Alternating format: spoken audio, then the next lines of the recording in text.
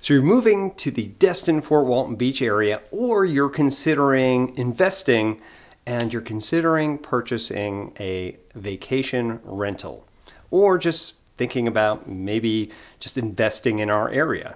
Well, in this video, we're going to go over not just the best vacation rentals, but also what the best areas in order to go ahead and get the best return on investment, and what the pros are and what some of the cons are for doing both. So stick around.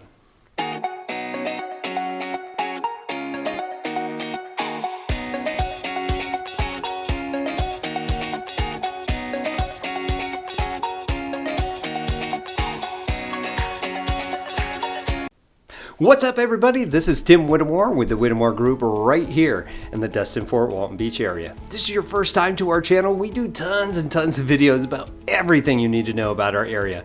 Now, as a military veteran of 14 years and now a military spouse, I've moved so many places. And every time I moved somewhere, there was always such a lack of information of where to move to and what to anticipate. That's why we created this channel for you. So go ahead and hit that subscribe button. Click that little bell so that you're notified every single time we got a new video coming out. Now, honestly, we get tons of phone calls and emails and texts each and every day from people that are moving to this area, got some questions, need some help, and well, we absolutely love it. So if you are going to our area, you have some questions, you need some help, again, just give us a call, text, email. Heck, shoot us a little paper airplane. Whatever you need to do, we got your back when moving here to the Destin-Fort Walton Beach area. So let's get into it. We're going to talk about the Fort Walton Beach condos and the best investments around here. Okay? So when we think about coming down to vacation, most people think of our area as Destin, quote unquote Destin, right? But nobody really thinks about the neighboring neighborhood that is called Fort Walton Beach. And actually, Fort Walton Beach is in good proximity to Destin, but it's just west. A good example of this is they actually have a condo unit in Fort Walton Beach called Destin West. Now, if you have been down here and now you're thinking about going ahead and purchasing and getting part of this great real estate that we do have, we're talking about that area where you do that long drive through nothingness. It's really pretty, but there's like 6 miles of untouched beach, undeveloped, and it's never going to be developed because of the Eglin Air Force Base that's right up north, right? And then, of course, as you get over that, you're starting to crest over that Destin Bridge, and then gorgeous, absolutely gorgeous, just emerald waters. You've got Crab Island to the left, and you can see the Emerald Grand, which I don't know how it got away with going over 6 stories, but whatever. That area, and you got the Harbor Walk and Noriega Point that just got built out a couple of years ago. Like, it's absolutely gorgeous, and now you're in the place that you want a vacation, right? Well, now as we think about condos, almost all of us think about beachfront condos, right? And beachfront condos, right? And one thing that we don't think about is there's other investments that do occur out here that you can still take care of and still take advantage of when you move to this area. And what I mean by this is something that we call long-term and short-term rentals, or STRs for short, for you investors or your soon-to-be investors. And you're going to wonder what one's more profitable. So let's just kind of jump into what that looks like. I want to talk about long-term investments. And if you've been part of this before, we call this the buy and hold strategy. That's where you find a real estate asset, you hold on to it for a while, and then through cash flow and appreciation, you make money. Now, those of you that are moving to this area and going to stay in a unit, well, that's essentially what you're doing. I can tell you, at least at the time of this video, if you are moving to the area and you're just getting, say, a single family home or a townhome, providing that even if you paid top of the market, which is what everybody's doing in 2021, as long as you're hanging on to that asset for 2 to 3 years, with market appreciation being somewhere around 3, maybe 4% now, it's crazy. You only have to stay in that house for maybe 2-3 years, and you're going to be able to get through appreciation your money back and probably a little bit more. And now as you hang on to this asset over time, then it does start to cash flow. I'll give you a quick example. When I first got in this industry, I used to fly with a guy that was out here, and I went off and did whatever, came back as a real estate agent, and he was just like, hey man, we need to get our house sold. I just want to get out of it clean. He owned it for 5 years as he was stationed down at Hurlburt Field. And he's like, I don't care, I just don't want to owe any money on it. Well, we ended up netting this guy like 50 grand just for that home for 5 years. Now that's a little bit high from what everything else is going, but with our market now, who knows? But just hanging on to an asset in our area through appreciation is very, very good. Why? Because our area is very stable. Not only do we have vacationers are always coming down here, and COVID was an example of that. People are still coming down, but we also have 4 military installations around this area. So we got solid buyers, constant real estate movement. It's just a real stable area for Florida to go ahead and invest into. So as long-term investments are concerned, the things that you want to consider is, well, cash flow and equity over time. And we just talked about equity over time, but we can talk about cash flow. So if you're going to look in getting any home that's going to be an investor type home or a secondary home, typically what you're going to be looking at for a conventional type product is 25% down. Now you can find other products out there like portfolio loans and all sorts of other things, or if you got cash, well, then we can really play this game. Those are typically what you do. Now, if you're a VA and you're thinking about, hey, I want to do or FHA, hey, I want to buy a home right now, but I'm thinking about leaving. Now I got to sell this thing. I don't want to deal with it. Or I want to get an asset that appreciates over time. That's something, and can cash flow, that's something you could do.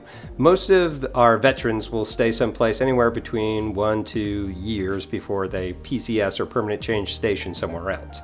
If that's you and you're worried about that, don't worry. You can use your VA as much as you want to over time. Now there's other fees, of course, we could throw in there, but if you're looking to build up that investment portfolio, even though this loan's for your primary residence, you can still get a renter in there, but just know that you have to stay in there typically for about a year or so prior to moving into your next place. If you want more details on that, go ahead, contact myself or my team, and we'll let you know what that looks like. But as far as the 25% down, you'll get into that. It's about getting the cash flow. I don't know how many calls I get all the time just from this channel alone from people that are moving to our area and want to rent. And the rental market's stupid in this area. And I mean stupid good for those of us that have rental assets. I myself have some. And those things just rent so quick. And not only that, we also have really stable renters, which a majority of our rental populace out here, depending on the price point that you do have, is either military or prior military. And that's a really good, for the most part, for our renters and stability moving forward. Now, other buy and hold strategies that you can do, you can find some, especially if there's other different investment things that you can take a look at on how to do this, as well as what's called a BRRRR method. If you want more information about that, research or Google BRRR. It's a great book on that. If you want more information, again, you can contact me. I'll tell you all about it because I love that way of working too, in order to get those assets going. But let's kind of talk about that. So what we're looking for is cash flow. The equation's way easier for a long-term or buy and hold, long-term or LTRs, long-term rental type of investments. And it's pretty simple. It's about what you have for your mortgage, any HOA. You're also going to be looking at vacancy rates. If you're not going to be there and you're not going to self-manage, what that management cost looks like, and just kind of calculate your ROI, cap rates, things of that nature, of course, of what we can do. Now, for your long-term rentals, we're going to compare this to short-term here in a minute, but for your long-term rentals, you're going to be looking more towards anywhere from 8 to 12% of the rental price that they're going to charge. So as you're starting to run your rental sheet, if you take a look at one of the assets that are out there to help you, which is the hold strategy or hold book. It's a yellow book if you're going to Amazon purchase that after this, but it will give you some great strategies on doing this buy and hold strategy. But as you get your kind of spreadsheet and you start running your numbers, It's a lot easier to go through, but just know that things do break. I mean, our ACs run all the time because we're in Florida, and I don't know how many rental units that I've purchased, and within the next year I'm already spending $6-8 grand to replace an HVAC unit. Roofs are a big issue here, so you got to make sure that that roof is good to go. If it's built after 2003, all these big little things, yeah, we'll call it that you want to look into prior to getting into it. First things first, of course, what's important to you. You need it to cash flow. Is that the reason you're into it? Or are you worried about appreciation? Either way, most of the time, providing that you do this smartly, you'll be able to accomplish both, which is cash flow and equity over time. Okay, that's long-term rentals. Let's talk about short-term rentals. Now, we think about short-term rentals as I began at the beginning of this video, talking about vacation rentals. We're talking about the ones that just sit on the Gulf and just look over there. It's got a ton of amenities in there. It's what everybody wants to go in vacation, right? Well, there are lots of things to consider when you're looking to invest. Now, when we talk to investors, it's typically one of 3 different investors. We're just looking for somebody that wants a place for themselves so that they don't even care about the return on investment. They just want a second home, and they're just going to build equity over time. That's all they care about, and it's really secondary because they just want a place. They got the money. Who cares? Second, and most of the people that talk to are looking for an investment that them and their family can go ahead and hang out in for certain weeks out of the year, or maybe snowbird in this place and then rent it out the rest of the time when they're up north enjoying the great fall weather and summer weather that's up there. Those are the people we deal with the most. And the third one is ones that just want a cash flowing property. It doesn't matter as long as the thing is cash flowing. It doesn't matter what it looks like. I'm never going to stay in it. It's just an asset that I want to appreciate over time. Now, as we look at this, I can tell you up front that investor number 2 is going to get equity over time, but the probability of having it pay for itself and for it to cash flow positively are very, very low. Typically, it's because of these reasons. When you look into a vacation rental, you're going to find something that's within your price range. Know that this is going to be an investment, secondary home, what have you. It's going to be 25% down because it's not your primary residence, right? So calculate that in. Know that we still have other things that you need to pay for. Your HOA fees, depending on what size of complex that is, it could be thousands of dollars, even per quarter. If you go across the bridge and go to Destin, those are where most of your really high HOA fees are. But luckily, those HOA fees cover a lot, which is the insurance for the place, the common areas, all sorts of things, except for the unit itself, right?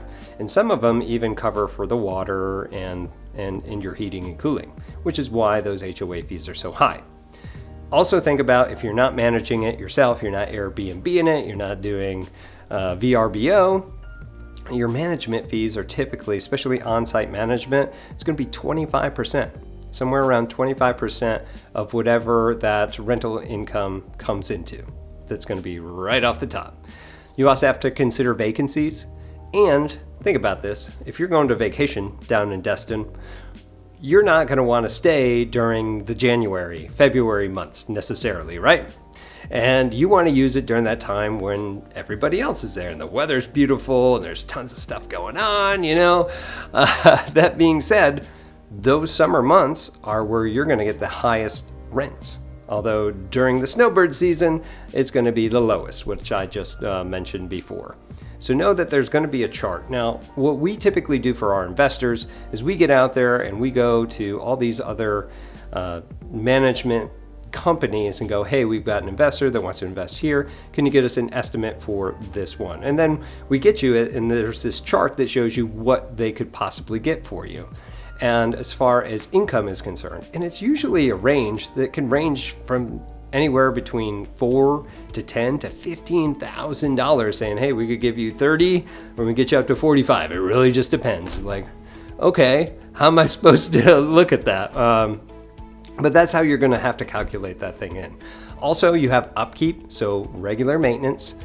People destroy things when they're on vacation because it's not their stuff. And hey, I'm on vacation. Woo!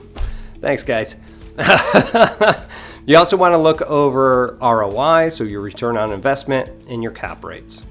If you don't know what a cap rate is, your cap rate is its total value of the asset divided by its operational income, or NOI, for you savvy people out there. We're talking about the rate of which it comes back to.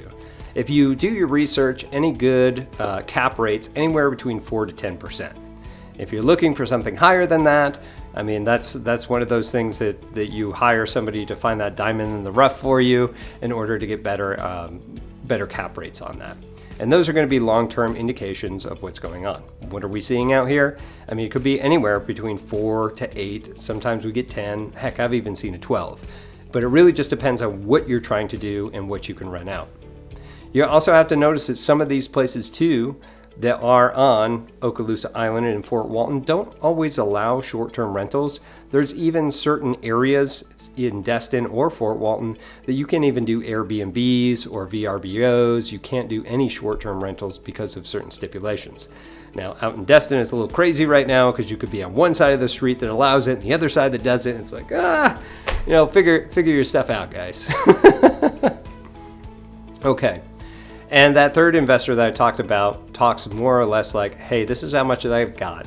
Run the numbers, find me something that's going to cash flow this cap rate or whatever's important to you. And those ones will just go out and follow it, and we'll just run numbers. And we have on our team here at the Whittemore Group, we have our own spreadsheets, our own Excel products to give you a quick snapshot of what you can anticipate as far as cost and what your actual net, your yearly net at the end of the year, positive or negative. But if you are looking to use this, and I know it's kind of like, really, that's kind of what I hope, just know that a short-term rental that you're going to use, that you fall in love with, that you want a vacation at, that those certain things, it's going to offset your cost. Typically, depending on what the price is, and we'll talk about that here in a minute, what the price is that you purchase this condo unit at, you're probably going to spend out of your pocket a couple of grand to go ahead and use it and rent it out for the rest of the time. And as long as you're willing to have that, you're going to have this nice, beautiful place on the beach, building equity over time. And then if you don't stay in it, you may even have some cash flow. Just know that these rents aren't stable. They aren't stagnant. They will go up and go down. So if you got a good rental management company, they're going to press up because, of course, they get paid off of that too. Okay. So as you can see, some of these short-term rentals, even with beach views, usually don't have that high ROI or anything at all. Typically during those summer months, again, those are the most desirable ones. So that's where you're going to get most of your revenue. And that offset that I was talking about, most people will think that, hey, it's just going to pay for itself. It doesn't. We've run the numbers. I've done this so many times. If you're thinking about going into some place and renting it out, thinking that it's just going to do that, and most of the time that's not the case. However, over time, yes, this is going to be a great asset. But again, we'll give you all those numbers for you to figure out for your own. Okay, so we're going to talk about the different condos on the island. Now, you have ones that are next to the water. Sometimes they have good, when I say the island, Okaloosa Island. When I talk about the ones that are on the water, there's also ones that aren't on the water. We have other condo complexes, some that just have a water view of the Intercoastal Waterway that's right there that comes off the bay. So to give you some price ranges that we saw in the last year, if you want to find one that's not on the water, you can get those for as low as $110,000. Now those things go pretty quick, and some of these condo complexes, they don't allow short-term rentals in them. The HOA wants to keep it for people that want to live there, that are transitioning back and forth, so that they don't get them all messed up, essentially. So you want to know that. You want to have your real estate professional let you know, hey, I don't want to see any of these that don't allow short-term rentals. However, you could still do this if you want to do the whole buy and hold strategy. You can get on the island for that, and that is more desirable, but do know insurance rates are a bit higher too. All right, you also have your water view. those are ones that may not necessarily be on the Gulf that view the Gulf. It could be the Intercoastal Waterway. Based upon our numbers, the lowest that we saw was around 210,000. Sounds pretty nice, doesn't it? Well, those go pretty quick as well, and it's not going to be in those big high rises and things like that. Other things, like I just mentioned before, is to check out that HOA and insurance, especially if you're on a first floor unit. Okay, the thing you really are curious about, what about those Gulf views, Tim? Where does that even start? Well, the lowest that we saw that had a Gulf view that was in what we would consider a vacation rental area was around 250,000. And that was all last year, okay?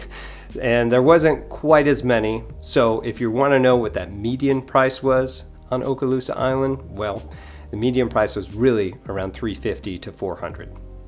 So if you want that pretty one, you want that pretty condo that's a 2-bedroom, 1 bath, 1.5 baths, got the bunk beds, it's got the beachy atmosphere, it's got all those awesome amenities, the pool, the direct walk right onto that nice sandy beach with the emerald colored water, you're going to be spending somewhere around 350 to 400, okay, for that Gulf view. Now, this entire area, as far as 2020 was concerned, went all the way up to 1.1 mil and as low as 210,000, which we had mentioned before. So it really just depends. Now, most of the time, the rent that you're going to be able to get from this, depending at certain price points, will offset it. But the percentages or cap rates that we've been calculating usually stay about the same per complex. As you go down to the farthest out that you can possibly go on Okaloosa Island before it kind of cuts off for the base, you've got El Matador, which is one of the oldest units out there that has a pretty good ROI. And you've got like this brand new one they just built out there called Blue, BLU. You can check out some of those that sold last year. Gorgeous, gorgeous place in there. Check out the pool and the aerial view. Anyway, not a lot of those come up lately, but that one's gorgeous. And then of course you have, then of course